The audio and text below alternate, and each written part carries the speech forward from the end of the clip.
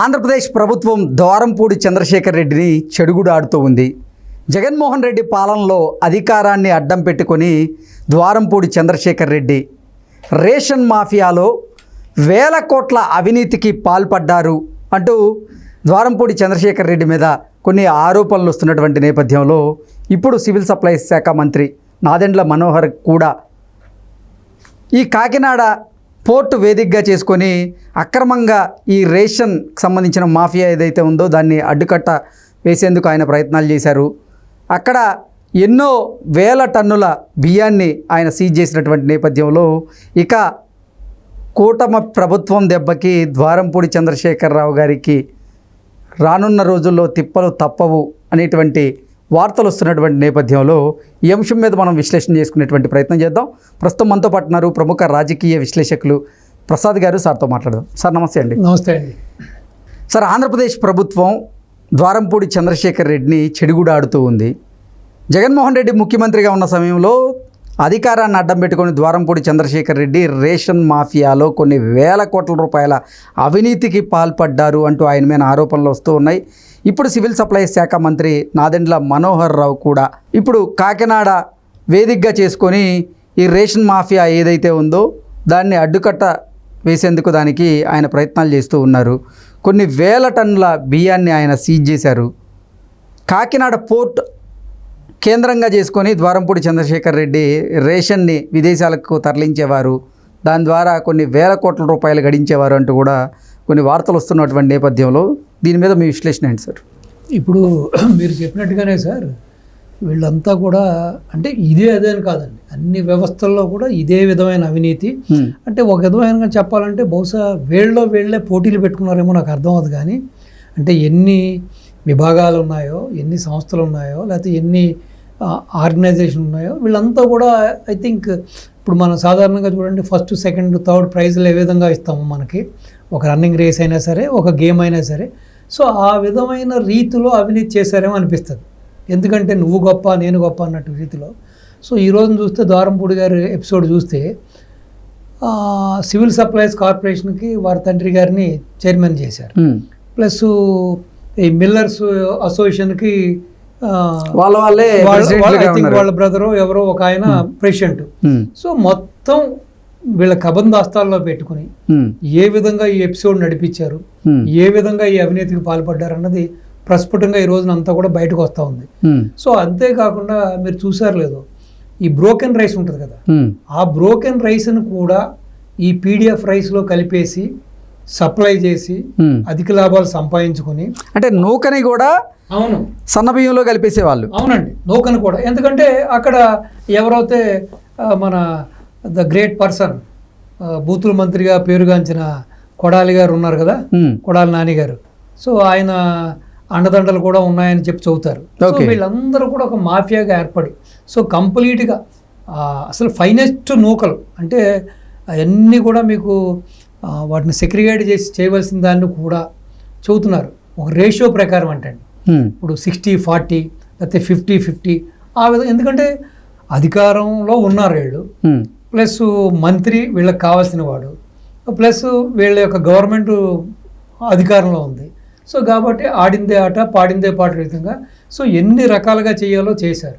రెండోది మళ్ళీ బ్యాక్ డోర్లో ఈ పీడిఎఫ్ ఏదైతే ఉందో ఇటు లబ్ధిదారులకి చేకూర్చకుండా, లబ్ధిదారులకు ఇవ్వకుండా దాన్ని మళ్ళీ బ్యాక్ డోర్లో తీసుకెళ్ళిపోయి సో కాకినాడ పోర్టు ద్వారా ఇటు విదేశాలకి ఎగుమతి చేసి సో వేల కోట్ల రూపాయల అవినీతి సంపాదించారని, అవినీతికి పాల్పడ్డారని ప్రస్ఫుటంగా ఈరోజు తెలుస్తుంది. ఇంకొక విషయం ఏంటంటే, ఇటు సాధారణంగా ఆల్మోస్ట్ కృష్ణపట్నంకి అదానీ కొన్నాడని చెబుతారు. అదానీ కొన్నాడా, అదానీ అడ్డం పెట్టుకుని జగన్మోహన్ రెడ్డి కొన్నాడు అన్నది ఆ భగవంతుడికి తెలియాలి. అలాగే దుగ్గరాజపట్నం వాడరేవు దాన్ని కొట్టేసేసారు. సో అలాగే కాకినాడ పోర్టును కొట్టేసేసారు. సో వీళ్ళ యొక్క ఈ అవినీతి యొక్క చర్యలకి, ఈ అవినీతి కార్యకలాపాలకి ఈ పోర్టులను బాగా ఉపయోగించుకున్నారు. సో వైజాగ్లో చూశారు మీరు, వైజాగ్ పోర్టుని ఏ విధంగా వాళ్ళు ఆ డ్రగ్ మాఫియాకి వాడుకున్నారో చూశారు. అలాగే కాకినాడలో కూడా ఒకసారి ఆ డ్రగ్ దొరికింది, అదేదో పట్టుకుంటాకి వెళ్తుంటే నడి సముద్రంలోనే కాల్ చేశారు, అది ఫైర్ చేశారని కూడా మనం విన్నాం, చూసాం కూడా. సో ఈ విధంగా వీళ్ళ యొక్క అక్రమ సంపాదన కోసం ఈ విధముగా చేసిన వీళ్ళకి కఠినాది మీరు చెప్పారు చెడుగుడు మాత్రమే కాదు, సో పూర్తిగా వీళ్ళ దగ్గర ఉన్న ఆస్తులన్నీ కూడా అంతకుముందు 2019 వరకు వీళ్ళకి ఏం ఆస్తులు ఉన్నాయి, ఆ తర్వాత 2019 నుంచి 24 వరకు ఏ విధమైన ఆస్తులు వచ్చినాయి, స్థిరాస్తులు కానీ చరాస్తులు కానీ వీళ్ళ బ్యాంక్ బ్యాలెన్స్లు కానీ ఇవన్నీ కూడా సీజ్ చేయాలి. ఎందుకంటే ఇదంతా ప్రజల సొమ్ము అండి, ప్రభుత్వం సొమ్ము ఇది.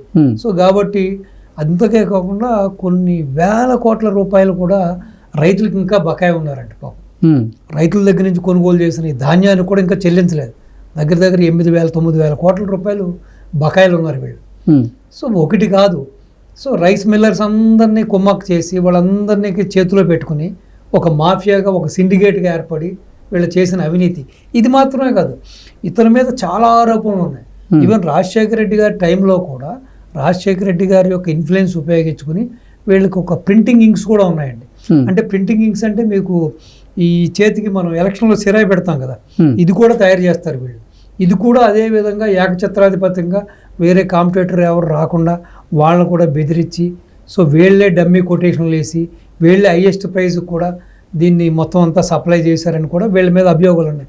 ఒకటి కాదు, చాలా అభియోగాలు ఉన్నాయి. సో అంతేకాకుండా ఈ అవినీతి సొమ్ముతోటి పందికొక్కుల్లాగా బలిసిన ఈ యొక్క చంద్రశేఖర్ రెడ్డి మీరు చూశారు గతంలో కూడా ఏ విధంగా పవన్ కళ్యాణ్ గారిని దుర్భాషలాడాడు, పవన్ కళ్యాణ్ గారి కుటుంబస్తులు ఏ విధంగా మాట్లాడాడు. ఆల్మోస్ట్ మనం సభ్య సమాజం అంటే అది బయట మాట్లాడలేని మాటలన్నీ కూడా మాట్లాడాడు. బాబు గారి గురించి ఏం మాట్లాడాడు, సో బాబు గారిని ఏ విధంగా దుర్భాషలాడాడు. కాబట్టి సో ఇక్కడ ఈ మాట్లాడిన మాటలకి బాబు గారు కానీ పవన్ కళ్యాణ్ గారు కానీ గత ప్రభుత్వం ఏదైతే భౌతికంగా దాడులు చేసిందో, గత ప్రభుత్వం ఏదైతే ఫిజికల్గా హరాస్మెంట్ చేసిందో, గత ప్రభుత్వం ఏ విధంగా అయితే వాళ్ళని ఈ విధంగా ఇప్పుడు రఘురామరాజును లేకపోతే మిగతా మన అచ్చెన్నాయుడు గారిని తీసుకెళ్ళి ఏ విధంగా హింస పెట్టారో ఆ విధంగా కూడా చేయవలసిన పర్లేదండి. వీళ్ళ చేసిన అవినీతి కళ్ళ ముందు కళ్ళ కట్టినట్టుగా కనపడుతుంది. కాబట్టి డెఫినెట్గా త్రూ జ్యుడిషియల్ సిస్టమ్ ద్వారానే అతి కఠినమైన శిక్షలు వేసి అసలు వీళ్ళు ఇంకా రాకూడదండి.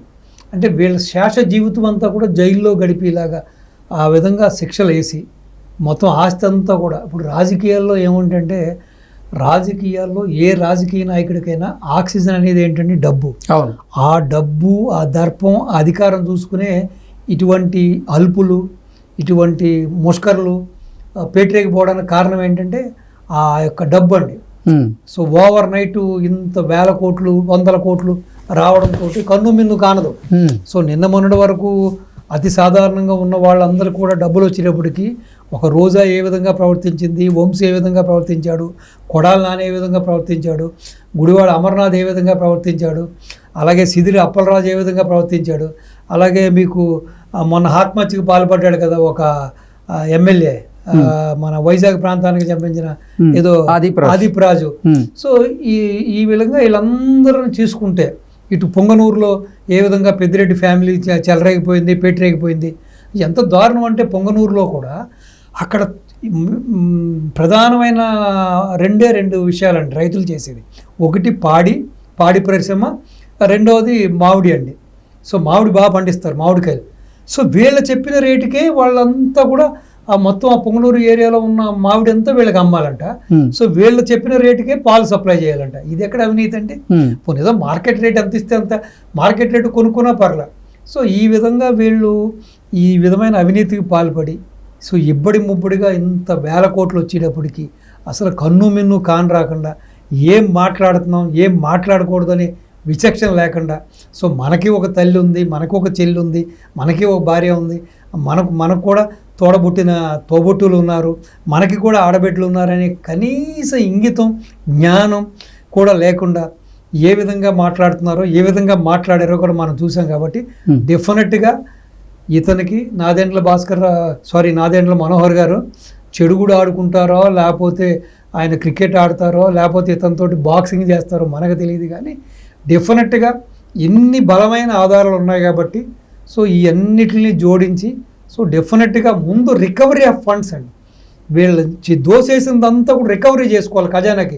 ఇప్పుడు ప్రస్తుతం ఆంధ్రప్రదేశ్లో ఆంధ్ర రాష్ట్రానికి డబ్బు చాలా ముఖ్యమండి. ఎందుకంటే వీళ్ళు ప్రకటించిన ఆ సూపర్ 6 కానీ లేకపోతే ఇటు ఇన్ఫ్రాస్ట్రక్చర్ డెవలప్ చేసుకోవడానికి కానీ రోడ్స్ కానీ. సో చాలా ప్రధానమైన ఇప్పుడు వాళ్ళకి కావాల్సిన వనరులు ఏంటంటే కేవలం అది మాత్రమే, డబ్బు మాత్రమే. సో కాబట్టి సో ఎక్కడ చూసినా వేల కోట్ల అవినీతులు బయటపడ, ఆంధ్రప్రదేశ్ ఖజానా ఏమో ఖాళీగా ఉంది. ఉందండి. సో ఈ విధంగా నింపుకోవచ్చు, తప్పులేదు, రికవరీ చేయొచ్చు. ఇప్పుడు మొన్న రేవంత్ రెడ్డి గారు జిహెచ్ఎంసీలో బాలకృష్ణ అనే వ్యక్తిని పట్టుకుని సో ఏ విధంగా ఆయన యొక్క రికవరీ చేశారో మనం చూసాం. ఆయన దొరికిన బంగారం కానీ డబ్బులు కానీ ఆస్తులన్నీ కూడా సీజ్ చేశారు. ఆ విధంగా చేయాలంటాను నేను, చెయ్యాలి కూడా. చేస్తే కానీ వీళ్ళందరికీ బుద్ధి రాదు. సో కాస్త ఒళ్ళు దగ్గర పెట్టుకుంటారండి. ఎందుకంటే ఇప్పుడు కష్టపడి సంపాదించిన వాడికి డబ్బు విలువ తెలుసు. ఈ గాలివాటంగా డబ్బులు సంపాదించిన వాడికి ఆ డబ్బు విలువ తెలియదు కదా. వాడు అలాగే చుట్టూ గాలి వెధవలను పెట్టుకుని గాలి పనులు చేస్తా, సో ఎదుటివాడిని ఇలా మానహరణం చేస్తా, ఎదుటివాడికి వాల్యూ లేకుండా ఒక 40 ఇయర్స్ రాజకీయంలో ఉన్న చంద్రబాబు నాయుడు గారిని, అంత పెద్ద లీడర్ని, ఆ తండ్రి సమానం ఉన్న వయసు వాడిని కూడా ఏ విధంగా దుర్భాషలాడాడో చంద్రశేఖర్ రెడ్డి మనం చూసాం. సో కాబట్టి ఈ విధంగా మొత్తం గోచితో వీళ్ళని నిలబెడితే అప్పుడైనా సరే జ్ఞానోదయం అయ్యి మళ్ళీ లైఫ్కి స్టార్టింగ్ జీరో నుంచి స్టార్ట్ చేస్తే అప్పుడు డబ్బు విలువ తెలుస్తుంది, బయట వ్యక్తుల విలువ కూడా తెలుస్తుంది. కాబట్టి వీళ్ళని పూర్తిగా వీళ్ళ మీద యాక్షన్ తీసుకోవాలి. సో యాక్షన్ తీసుకోవడం ఏదో జైల్లో పెట్టాము మళ్ళీ వాడు బెయిల్లో బయటకు వచ్చాడు కాదు, ఆస్తులు రికవర్ చేయాలి. అప్పుడే సరైన శిక్షగా నేను భావిస్తాను. Okay sir.